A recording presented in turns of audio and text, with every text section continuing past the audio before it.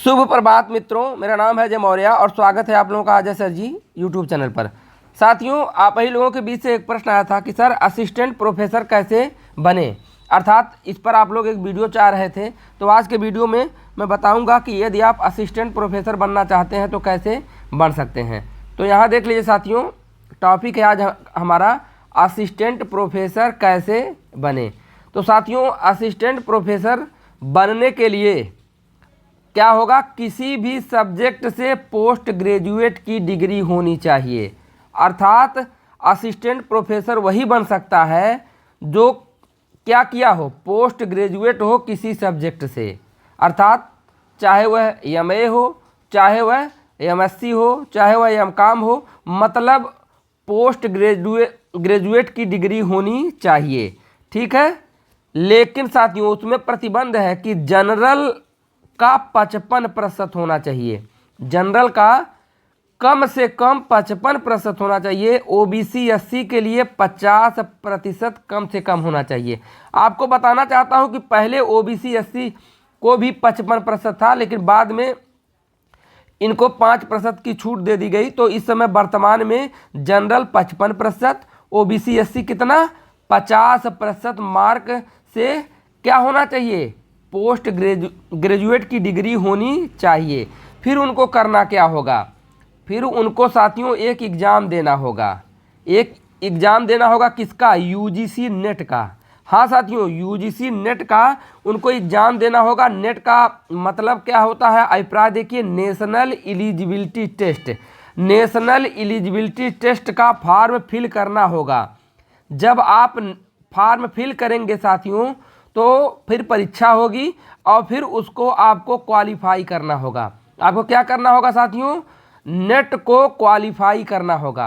अब आपको यही बताना चाहता हूं कि साथियों जब आप नेट के लिए आवेदन करेंगे और एग्ज़ाम देंगे, एग्ज़ाम आपने क्वालिफाई कर लिया, लेकिन साथियों उसमें भी देखा जाता है कि यदि नेट जो क्वालिफाई कर रहा है अगर उसकी टॉप मेरिट है, बहुत हाई मेरिट है, जितने लोग परीक्षा देंगे उसमें देखा जाएगा कि ऊपर से हाईएस्ट मेरिट कितने लोगों की है। तो ज़्यादा से यहाँ जिनकी मेरिट अधिक होगी साथियों उनका सिलेक्शन हो जाएगा। वह सेलेक्ट हो जाएंगे किसमें, जेआरएफ में सेलेक्ट हो जाएंगे।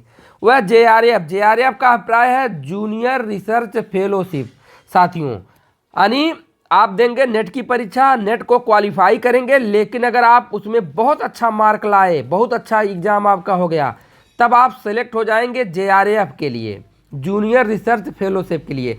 इसका फ़ायदा क्या है यहाँ इसको बताते चल रहे हैं, इसको भी जान लीजिए। फिर उसके बाद तो असिस्टेंट प्रोफेसर कैसे बनते हैं, अभी जेआरएफ का लाभ क्या है इसको भी आप जान पाएंगे।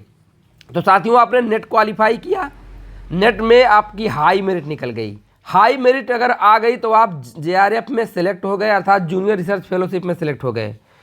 तो साथियों आपको करना क्या होगा, अगर आप जेआरएफ में सेलेक्ट हो गए तो आपको किसी भी केंद्रीय यूनिवर्सिटी में करना होगा, इनरोलमेंट लेना होगा। अर्थात आप क्या करेंगे साथियों, वहाँ आप जा करके वहाँ आप इंटरव्यू देंगे, आप उसमें प्रवेश ले लेंगे साथियों।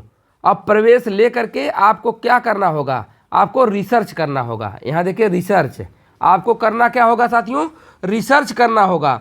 और आप किसी प्रोफेसर के अंडर में रह करके रिसर्च करेंगे साथियों, लेकिन आपका सिलेक्शन जूनियर रिसर्च फेलोशिप में हुआ है तो साथियों आपको स्कॉलरशिप मिलेगी, ये फेलोशिप मिलेगी।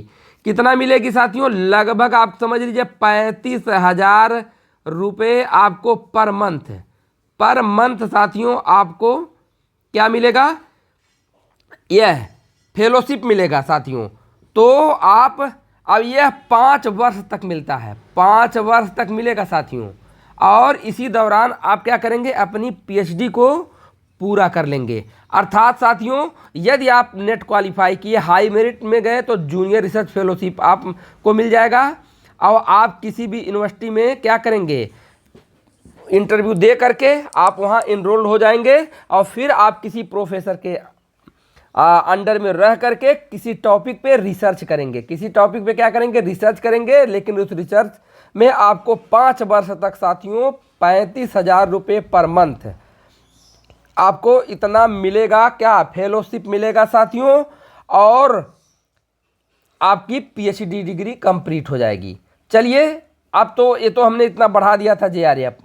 अगर आपने मान लीजिए हाई मेरिट नहीं है, आपने नेट ही क्वालिफाई किया है, आपने केवल क्या क्वालिफाई किया, केवल आपने नेट का एग्ज़ाम दिया और नेट ही क्वालिफाई किया, तब क्या करेंगे, अब नेट क्वालिफाई किया तो नेशनल एलिजिबिलिटी टेस्ट आपने क्वालिफाई किया तो आपको एक सर्टिफिकेट मिल जाएगा। और जब सर्टिफिकेट मिल जाएगा साथियों, तब आपको आगे क्या करना होगा, असिस्टेंट प्रोफेसर का वांट जब निकलता है, जब भी असिस्टेंट प्रोफेसर का वांट निकलेगा, वैकेंसी आएगी, तो उसमें आपको फॉर्म फिल करना होगा।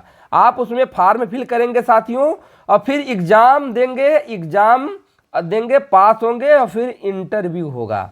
एग्ज़ाम भी देना होगा और फिर इंटरव्यू भी देना होगा। इतना देने के बाद यदि आप फाइनल में क्वालिफाई हो जाते हैं, फाइनल में क्या होता है, अगर क्वालिफाई हो जाते हैं तो आप बन जाएंगे असिस्टेंट प्रोफेसर। आप क्या बन जाएंगे साथियों, असिस्टेंट प्रोफेसर बन जाएंगे। अब आप यही पूछ रहे थे कि सर असिस्टेंट प्रोफेसर कैसे बने, अभी और जानकारी इसमें है, इसलिए कहीं जाइएगा नहीं। अब साथियों, आप जब असिस्टेंट प्रोफेसर बन गए, ठीक है साथियों, अब आप कहेंगे कि जब असिस्टेंट प्रोफेसर केवल हम नेट से ही बन जा रहे हैं, तो हम जेआरएफ का क्या लाभ है साथियों। देखिए साथियों, जेआरएफ जब आप करेंगे तो आपको पीएचडी की डिग्री मिल जाएगी, आप पीएचडी की उपाधि मिल जाएगी साथियों। और फिर आपको बताना चाहता हूं कि असिस्टेंट प्रोफेसर के बाद, असिस्टेंट प्रोफेसर आप बन गए साथियों, और यदि आप जेआरएफ हैं, 8 साल की सेवा के बाद, अगर 8 साल का आपका एक्सपीरियंस हो गया साथियों, तब आप एसोसिएट प्रोफेसर हो जाएंगे। क्या बन जाएंगे साथियों, एसोसिएट प्रोफेसर बन जाएंगे, और एसोसिएट प्रोफेसर बन जाएंगे। और साथियों, यदि आप पीएचडी हैं और 10 वर्ष की सेवा हो गई, तब आप क्या बन जाएंगे साथियों, तब आप प्रोफेसर हो जाएंगे। अर्थात यह एक सीढ़ी, पहली सीढ़ी क्या है, असिस्टेंट प्रोफेसर, दूसरी सीढ़ी क्या है, एसोसिएट प्रोफेसर, और तीसरी सीढ़ी क्या है साथियों, प्रोफेसर। तो अंततोगत्वा आप क्या बन जाएंगे, प्रोफेसर बन जाएंगे। लेकिन साथियों, यदि आपने केवल नेट किया है, केवल आपने नेट करके अब आप कहाँ पहुँच गए साथियों, असिस्टेंट प्रोफेसर बन गए। नेट आपने क्वालिफाई किया, नेट क्वालिफाई करके अब आप बन गए क्या, असिस्टेंट प्रोफेसर बन गए। अब साथियों, आप आगे यहाँ से भी बढ़ सकते हैं। कैसे बढ़ेंगे, असिस्टेंट प्रोफेसर की नौकरी करेंगे और साथ ही साथ किसी के अंडर में रह करके, समझ रहे हैं, अब आप पीएचडी भी कर लेंगे। अब यही है कि आप जब ऐसे पीएचडी करेंगे तो आपको स्कॉलरशिप एक भी रुपया नहीं मिलेगी, मतलब जो फेलोशिप मिलता है वो कुछ मिलेगा नहीं, लेकिन आप पीएचडी अपना क्या करेंगे, कंप्लीट कर लेंगे। और जब आपके पास पीएचडी कंप्लीट हो जाएगी, अब असिस्टेंट प्रोफेसर के रूप में आप काम कर रहे हैं, और जैसे ही 8 साल हुआ तो आप पुनः क्या बन जाएंगे, एसोसिएट प्रोफेसर। अब एसोसिएट के बाद अब जैसे 10 साल हुआ तो क्या बन जाएंगे, प्रोफेसर बन जाएंगे। तो यही एक यात्रा है साथियों, कैसे आप असिस्टेंट प्रोफेसर से प्रोफेसर तक जा सकते हैं। आशा करते हैं कि आपके समझ में पूरा आ गया होगा। यहाँ एक चीज़ और बता देना चाहता हूँ कि जैसे ही आपने नेट क्वालिफाई किया, अब आपका सिलेक्शन जेआरएफ में हो गया, तो यहाँ जेआरएफ में होने के बाद 2 साल या 3 साल, 2 वर्ष या 3 वर्ष, आप इसको कन्फर्म कर लीजिएगा कि इसके अंदर आपको इनरोल ले लेना है, मतलब कहीं कहीं नामांकन आपको करवा लेना है यूनिवर्सिटी में, नहीं तो ये बेकार भी हो जाएगा, समझ रहे हैं ना। इसीलिए 2 साल या 3 साल कन्फर्म कर लीजिएगा, साथ 3 वर्ष हो गया है, तो आप उसके अंतर्गत, मतलब उसके अंडर में ही जो समय है, उसी पीरियड में आपको किसी यूनिवर्सिटी में दाखिला ले लेना होगा, मतलब इंटरव्यू दे करके रिसर्च करने के लिए, ठीक है साथियों, नहीं तो बेकार हो जाएगा डिग्री। तो मतलब यह जूनियर रिसर्च फेलोशिप के लिए बेकार हो जाएगा अगर आप समय गंवा देंगे तो, और असिस्टेंट प्रोफेसर के लिए तो मान्य रहेगा, जैसे आपका नेट मान रहेगा वैसे आपका ये जेआरएफ भी, आपने तो यही तो है, नेट ही तो है। आपने अगर जेआरएफ निकाला है तो जूनियर रिसर्च फेलोशिप के अंतर्गत वही आपको पैसा मिलता है, लेकिन है तो नेट ही। आपको ये भी बताना चाहता हूँ साथियों कि जेआरएफ के लिए एक निर्धारित आयु भी होती है साथियों, ये इसको भी कन्फर्म कर लीजिएगा कि शायद जनरल के लिए 28 ईयर है, 28 वर्ष तक है। तो साथियों आप भी पता कर लीजिएगा कि कन्फर्म कि ओबीसी के लिए कितना छूट है। इसके संदर्भ में कभी और वीडियो में देखा जाएगा। लेकिन आपको बताना चाहता हूं कि अगर आपकी उम्र ज़्यादा हो गई तो आप भले जेआरएफ निकाल लेंगे, लेकिन यह आपको नहीं मिल पाएगा। तो आशा करते हैं वीडियो समझ में आ गया। तो लाइक शेयर कमेंट करते हुए चैनल को सब्सक्राइब कर लीजिएगा। धन्यवाद।